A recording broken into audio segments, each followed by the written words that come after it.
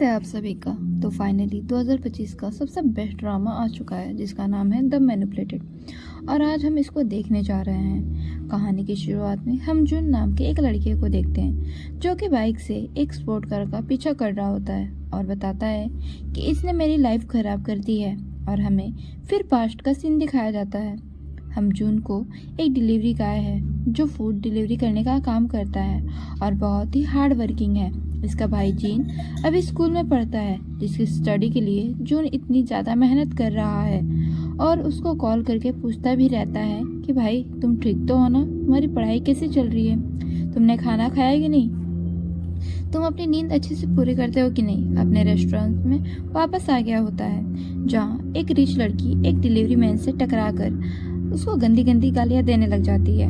जून इस डिलीवरी गाय को जानता रहता है, दोनों साथ में डिलीवरी का काम करते हैं। तभी वह लड़की आती है और आज इनका खाना रोड पर फेंक कर भाग जाती है अपने बॉयफ्रेंड के साथ एक स्पोर्ट कार में। जून को काफ़ी गुस्सा आता है और वह ऑर्डर उठाकर कार का पीछा करने लग गया होता है और कार में आगे अपनी स्कूटर रोककर खाने को कार में फेंक कर कहता है कि आपने इसकी पेमेंट नहीं की है। सब लोग इनको देखने लग जाते हैं। अब वो लड़की बेइज्जती से बचने के लिए जल्दी से अपने बॉयफ्रेंड को बोलती है कि पेमेंट कर दो और वो पेमेंट कर देता है। हमें यहाँ पर जून की समझदारी दिखाई जाती है कि वह कितना समझदार है और मेहनत भी करता है। वापस रेस्टोरेंट आकर वह सारी बातें अपने फ्रेंड्स को बता रहा होता है कॉल करके। तभी सामने से इसका भाई जिन दिखता है जो अपने दोस्तों के साथ होता है। जून इसको लेकर अपने साथ खाना खाने ले जाता है। दोनों भाई खाते हुए बातें करते हैं। पूछ रहा होता है कि तुम्हारी पढ़ाई कैसे चल रही है। जिन ने बताया भैया आप इतना काम क्यों करते हो। जून ने कहा क्योंकि मेरे कुछ सपने हैं जिनको मैं पूरा करना चाहता हूँ। जिन ने कहा कि हमारी नर्सरी का काम कैसे चल रहा है और हमें पता चलता है कि जून बहुत ही जल्द एक प्लांट शॉप खोलने वाला है जिसके ऊपर काम चल रहा होता है और ऑलमोस्ट रेडी भी हो चुका है, बस ओपनिंग करनी बाकी है रह गई है। जिनकी बात कर ली जाए तो वह कई सालों से फेल हो रहा है, पढ़ाई में बहुत ही वीक होता है और फिर अपनी मॉम से बातें करने लग जाते हैं जहाँ पर हमें यह कंफर्म नहीं होता है कि ये शायद जिंदा है या एक्सपायर हो चुके हैं। यहाँ से हम जून को हमें 3 दोस्तों के साथ उसके प्लांट शॉप में देखते हैं। कुछ देर बाद वहाँ सूजी आती है जो कि जिन की गर्लफ्रेंड है। सभी काफ़ी खुश होते हैं जून की न्यू शॉप में कि जल्दी ही ओपनिंग की होने वाली होती है। फ्रेंड भी हेल्प कर रहे होते हैं लेकिन जून बदले में इनको पैसे भी देता रहता है। सूजी ने कहा कि तुम्हें ऐसा दोनों काम नहीं करना चाहिए, तुम काफ़ी थक जाते होगे। जून ने कहा कि जब तक मेरे भाई जिन की यूनिवर्सिटी कंप्लीट नहीं हो जाती मैं मेहनत करता रहूँगा। फिर सूजी ने कहा कि आज मैं घर नहीं जाऊँगी तो क्या हम साथ में नाइट स्पेंड कर सकते हैं, और जून इस बात के लिए मान जाता है। फिर दोनों रात में साथ में रहते हैं। अगली सुबह जून जल्दी से उठकर सूची के लिए ब्रेकफास्ट बनाकर अपने काम पर चला गया होता है। फिर घर घर जाकर खाना डिलीवर करता है। लिफ्ट ना मिलने पर आज स्टेयर्स का यूज़ करता है। नीचे आते हुए रास्ते में उसको एक प्लांट दिखाई देता है जिसके आधे पत्ते सूख रहे थे। जून इसको सनलाइट में रख देता है और ऑनर के लिए एक लेटर भी लिखता है कि प्लांट को सनलाइट चाहिए होती है, आगे से इसको छाँव में मत रखना। फिर बाहर आ जाता है। तभी वहाँ पर उसको एक ओल्ड लेडी दिखाई देती है जिसके पास बहुत बड़ा एक सूटकेस होता है जो यह खींच नहीं पा रही होती है। इसलिए जून इस सूटकेस को खींचकर रोड की दूसरी तरफ ले जाकर रख देता है। दूसरे दिन डिलीवरी करने के बाद रात को बैठकर खाना खाते हुए इसके पीछे एक फ़ोन बजने लग जाता है। इसने उठाया तो एक लड़की की आवाज़ आती है, यह फ़ोन कहाँ पर मिला आपको। जून ने लोकेशन बता दी तो लड़की ने कहा कि क्या मुझे आप देने आ सकते हो। जून ने कहा कि नहीं, मुझे तो काम है, मैं यहाँ पर स्टोर पर रख दूँगा, तुम आकर ले जाना। पर लड़की इसको पैसे ऑफर करती है तो जून मान गया होता है। उस लड़की की बताई हुई लोकेशन पर चला गया। जगह बहुत ही अजीब होती है, चारों तरफ सन्नाटा होता है, ना कोई घर होता है ना कुछ।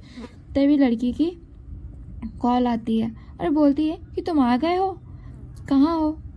वो कहता है कि हाँ मैं आ गया हूँ, तुम कहाँ हो। लड़की बोलती है कि तुम स्ट्रेंजर हो, मैं तुम्हारे सामने नहीं आ सकती, इसलिए सामने वाले टर्नर में जाकर एक बॉक्स होगा उसमें फ़ोन रख दो, वहीं पर पैसे हैं, तुम उसको ले लेना। जून ने ऐसा ही किया और तभी एक ट्रक आ गया सामने और जून डर के पीछे हो जाता है, फिर वापस अपना स्कूटर लेकर वहां से चला आता है। फिर सामने शॉप में बैठकर अपनी मम्मी की फोटो से बातें करने लगता है। प्रॉमिस करता है कि वो अपने भाई को अच्छे से पढ़ा लिखा कर एक कामयाब इंसान बनाएगा। तभी जीन आ गया होता है और दोनों भाई खुशी खुशी अपनी मम्मी से बातें करते हैं और खाना खाते हैं। जहाँ तक मुझे यह समझ आता है कि शायद इनकी मम्मी मर चुकी हैं और इनकी आज डेथ एनिवर्सरी होती है। खैर, हमें आगे पता चलेगा। फिर जून को हम इसके घर देखते हैं। काफ़ी तेज बारिश हो रही होती है तो कुछ प्लांट्स को अंदर लेकर आता है। उनकी फ़ोटो क्लिक करके सूची को सेंड करता है। इसने कोई तेज डोर नॉक करता है। उसने पूछा कौन है और जाकर डोर खोलता है। तभी बाहर से बहुत सारे पुलिस वाले आकर इसको पकड़कर इसके ऊपर रेप और मर्डर का केस लगा देते हैं। उसको अरेस्ट कर लेते हैं। देखते देखते यह खबर चारों तरफ आग की तरह फैल जाती है। एक 20 साल की लड़की के साथ गलत काम करके उसके बॉडी की छोटे छोटे टुकड़े करके उसे नदी में फेंक दिया गया है। जिसने यह किया है उसको भी पकड़ लिया गया है। यह खबर हर तरफ आग की तरह फैल गई होती है पूरी कोरिया में। सूची एक कैफे में काम करने वाली लड़की है। इसको इस खबर के बारे में अभी तक कोई भी आइडिया नहीं होता। वह तो जून को मैसेज कर रही होती है, तुम कहाँ पर हो, मुझे कॉल क्यों नहीं कर रहे हो। यहाँ जून को इन्वेस्टिगेशन होती रहती है पर जून काफ़ी चिल्ला रहा होता है, मैं इस लड़की को जानता तक नहीं हूँ, मैंने कुछ नहीं किया है इसके साथ, मुझे छोड़ दो, मुझ पर भरोसा करो। क्या प्रूफ है तुम्हारे पास कि मैंने ऐसा किया है। पुलिस ने कहा कि कुछ नहीं, तुम अपना फ़ोन मांगता है। जून अपना फ़ोन मांगता है ताकि अपने फ्रेंड को बता सके इसके प्लांट्स में वाटर दे जाकर।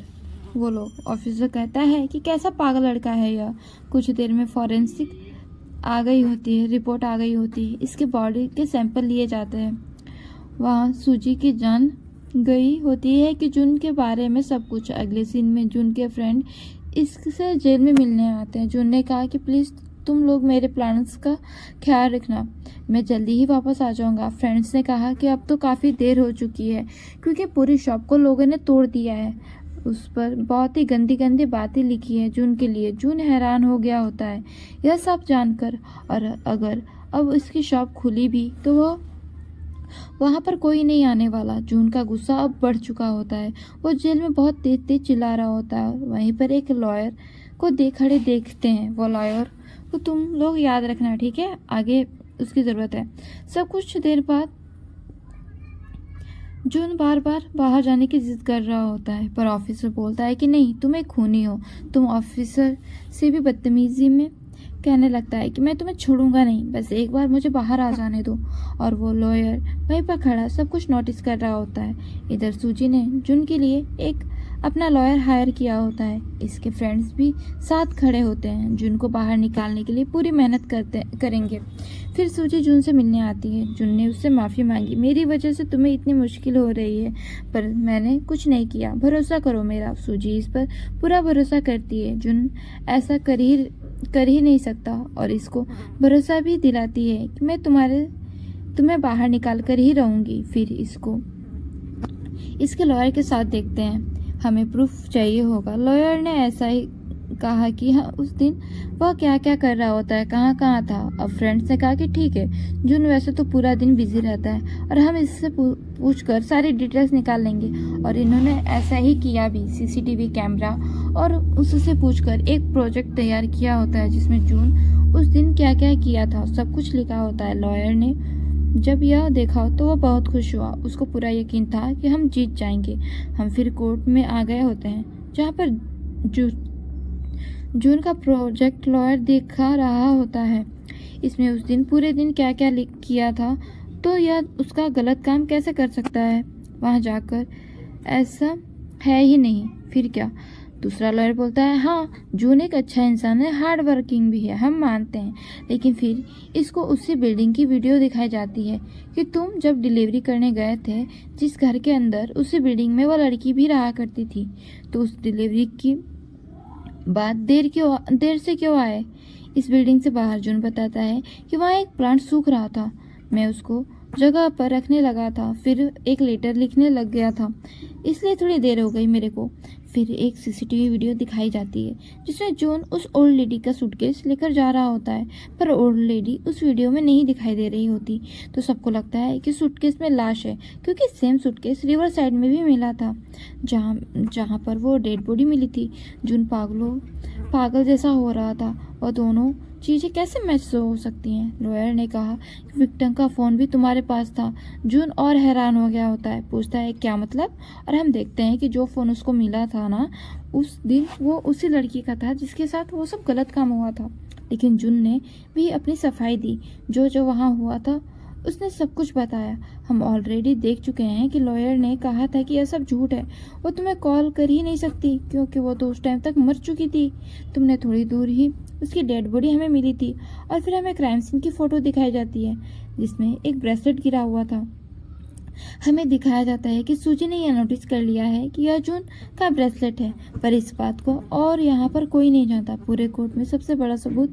फिर हमें दिखाया जाता है जून का सीमन विक्टिम के बॉडी में मिला होता है, जिससे कि कंफर्म हो जाता है कि जून ने ही उस लड़की के साथ गलत काम किया था।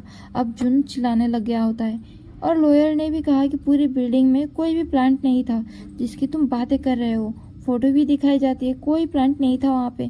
और अगले सीन में सूजी को देखते हैं। इसके लॉयर ने अब इसको छोड़ दिया होता है और पूछ रही होती है कि यह कि तुम्हारे ब्रेसलेट कहाँ पर है। जून कहता है कि मुझे नहीं पता, शायद वह गिर गया होगा कहीं पर।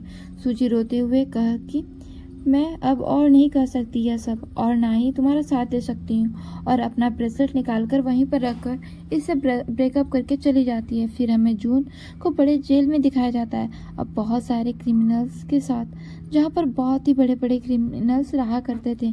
इसको वहाँ पर ट्रांसफ़र कर दिया गया होता है, और एक क्रिमिनल इसको देखकर मुस्कुरा रहा होता है, मानो इसी का इंतज़ार कर रहा हो। जून को बहुत डरा हुआ होता है, और यहाँ पर यह एपिसोड ख़त्म हो जाता है। तो मिलते हैं नेक्स्ट एपिसोड में, वहाँ देखेंगे कि आखिर इसके साथ ये सब किया किसने था, और क्या ये खुद को बचा पाएगा। चलिए मिलते हैं अगले एपिसोड में, तब तक के लिए